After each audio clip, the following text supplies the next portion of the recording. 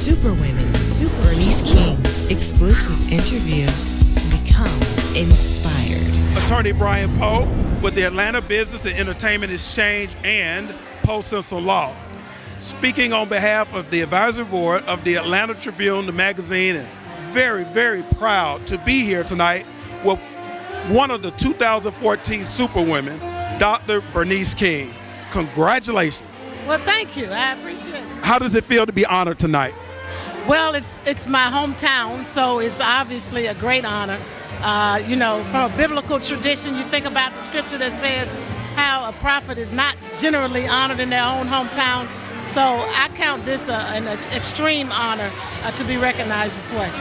The magazine recognized you for your entire walk in your professional career, as well as things that you have accomplished in the community. But one focus of the article was your work as CEO of the King Center.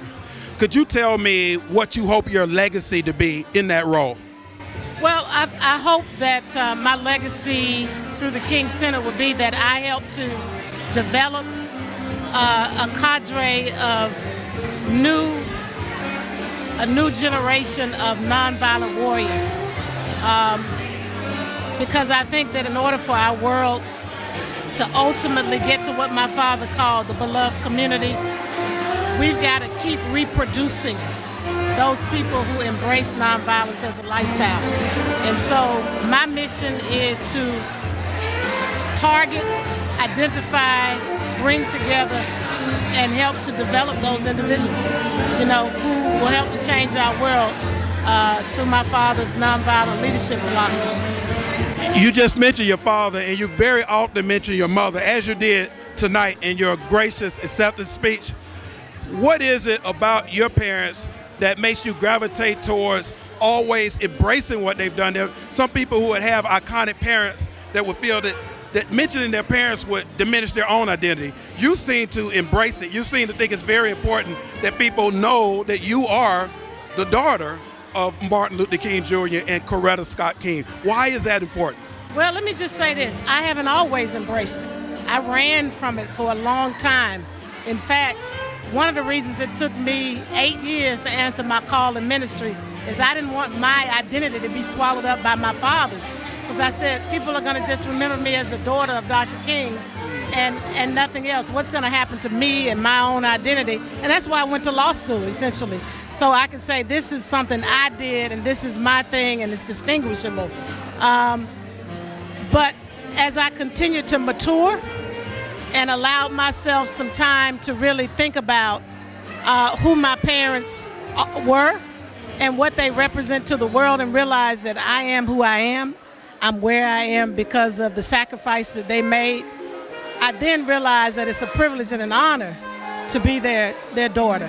And when my mother passed, it kind of punctuated it for me because it hit me, oh my God, she's not here to fill that space.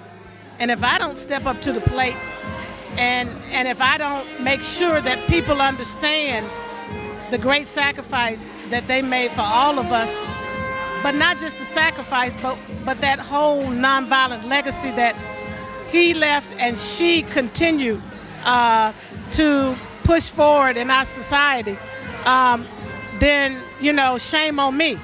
I kind of accepted it as a calling and an assignment. And I remember, I want to share this story. I went somewhere one day and had a meeting with someone. And my mother actually arranged for the meeting. And when I came out of the meeting, I know this sounds crazy, but I said to her, I just called to thank you for the privilege of being your daughter. Because she opened the door for me. And I didn't want to take that for granted. And it's my hope that I can show that to the generation behind me, that there are people who have opened up doors for you. And you didn't get to this place just because of your intellectual knowledge, your own gifts and talents. Yes, that does help you, but from a collective global standpoint, somebody still had to pave the way and make the road a little less bumpy so that you could smoothly go the route that you're going. And so I see that as part of my responsibility.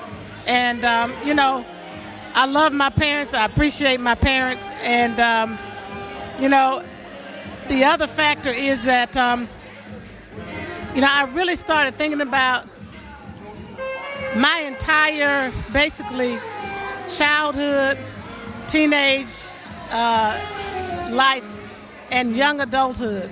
I had to share my parents with the world. And I went through some stages of resentment about that.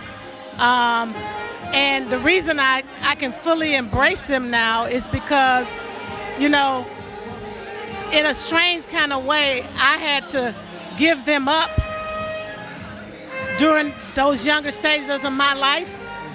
But now I'm kind of embracing them and bringing them back into myself, as a way to make up for what I lost as a child. So it's kind of those lost years expressing itself in my adult years now. Well, there's so many people that are proud of what you've accomplished, and now we're seeing you on the national stage because of a lawsuit that a lot of people are following. This is a positive night, and you've had to do a lot of interviews on that, so I won't get into the details of that. But I will say that whenever you speak on this, I think it makes parents proud, and people, your parents proud, but our parents very proud of how you are representing yourself in the King Center. And you also seem to have a really talented team of attorneys. I noticed there's one attorney that's almost always with you. Could you tell us a little bit about your legal team?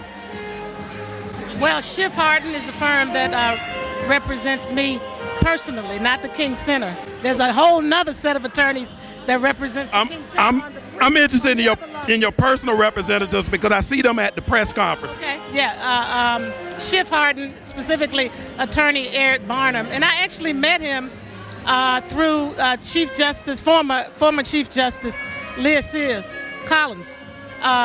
She sent me a letter when someone had filed a lawsuit against the King Center and offered their services and whatever they could, do to help us at that particular time. And I started forming a relationship with Eric, who works with the firm that she's with, Schiff Harden, because she felt that he would be the best person to represent the King Center at the time. And so when this came up, I talked to him about it, and that's how we ended up with their representation. Well, you're doing most of the speaking, and you do an outstanding job. I've heard him speak, and it seems that people are on your side, and I wish you the best with that. But you know what I want to clarify? Okay. I'm honored by that. Let me say that.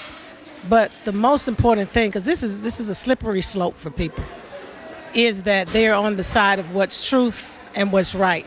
Because I never want people to feel like I'm having to choose between two family members, because that's what helps me. The reason I was able to come out and make the statements that I made is because I'm not taking a position against my brothers in a negative way as people, I'm against that person. I'm against the position.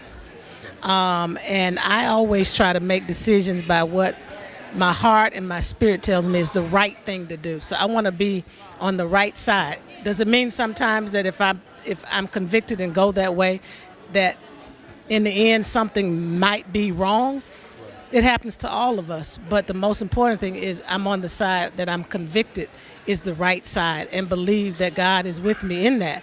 And so sometimes it appears, because this has been an interesting scenario as people have made comparisons,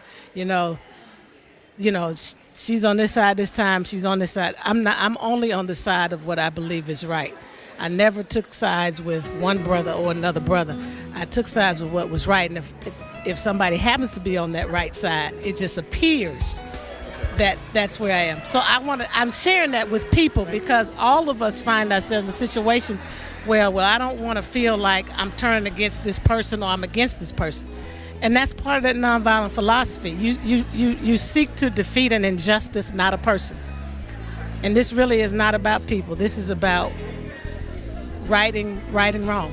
And you've always taken the moment to say you still really love your brothers, and I think people appreciate hearing that. Yes, I sincerely do. Obviously, from the very bottom of my heart, they're part of me, and I'd love to be able to escape them. So. And thank you for taking the time to speak to us about that. Congratulations again. This is Attorney Brian Poe with Bernice King, 2014 Atlanta Tribune Superwoman.